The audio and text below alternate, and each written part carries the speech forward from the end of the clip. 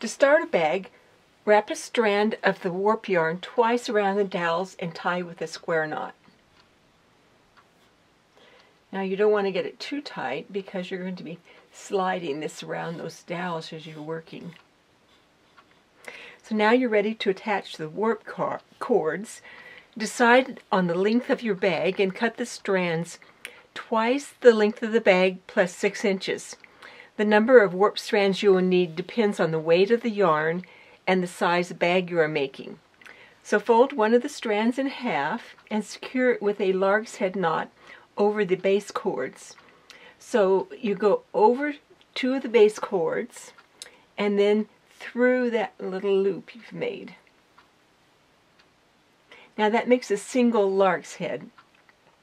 And you can either do single lark's head all the way around, or I like to do triple lark's heads because it kind of spaces your warp yarns.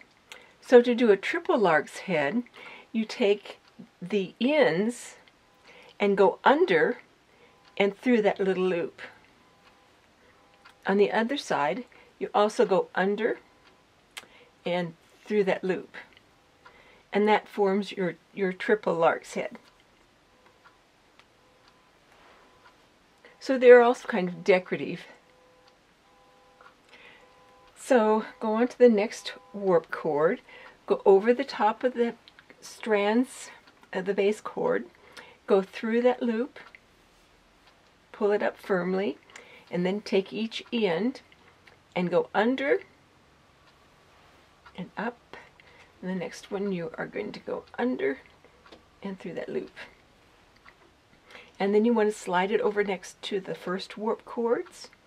You want it snug up there, but not so tight that it's going to overlap or pack.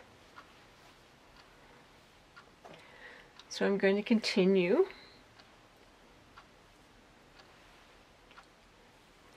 Going over the top for the first lark's head, and then under with each of the ends.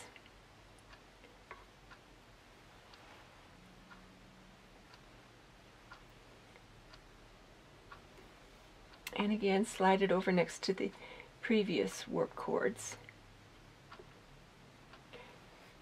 So continue on around, and when you reach the knot, and I like to leave it to last, do a triple lark's head right over the top of that knot, and then do a couple on each side so you have these ends you'll need to trim off later.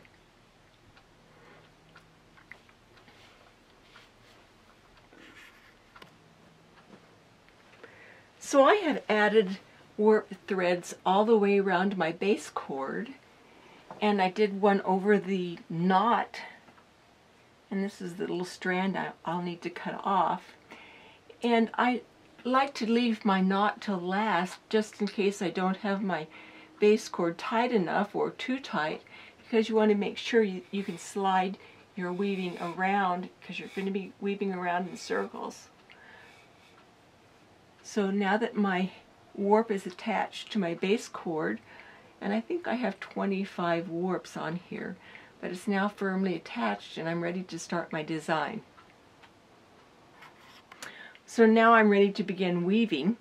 I've cut about 6 feet of weft cord, folded it in half, and I'm going to enclose 2 warps with that cord.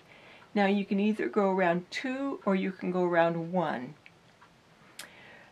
So with the right hand, I'm going to twist my yarn a half turn, then grab the cord next to warps with my left hand and pull it through so that my cord that's in front goes to the back and the one that's in back comes forward. So I'm going to continue in this manner around, giving it a half turn between each pair of warps and pulling it through with my left hand. Now you don't want to pull your yarn tight this way, but you want to pack it tight this way. So when you get over here to this side, you're going to move your warps around, and again continue doing half turn between each pair of warps. I kind of judge my whether I'm going to go around pairs or singles by the size of my yarn. If I have real heavy warps, I'll go around singles. So again, you're doing a half turn away from you. I'm just going to continue and then push it up tight to the top rather than don't pull it tight to the side. So continue just going around in circles. Moving your warps around. And it doesn't matter whether you're up here or down here. It doesn't matter. So I'm going to continue weaving around, doing a half turn between each pair. So the front yarn goes to the back and the back one comes to the front.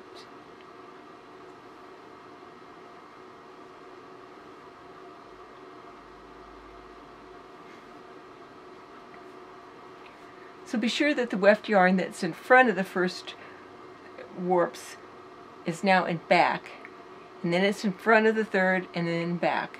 So it's in front and back, in front and back. So I'm going to continue twining in this way round the bag, and I'm going to continue sliding it up and moving my warps around as I run out of space to twine in. And this is my beginning warp cord or base cord, and I didn't cut it off yet. I just kind of left it hanging. So I'm going to continue weaving around here, and when I get back to where I started, I'm going to just continue. So, and I actually am going to leave this just to show where we began our weaving. So when I get to the beginning, I'm just going to keep going around in circles, pushing it up tight to the top.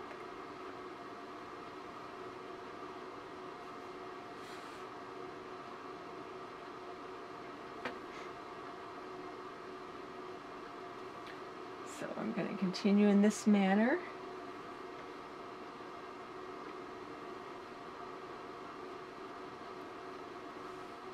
Now, if you're left-handed, you can actually twine the opposite way.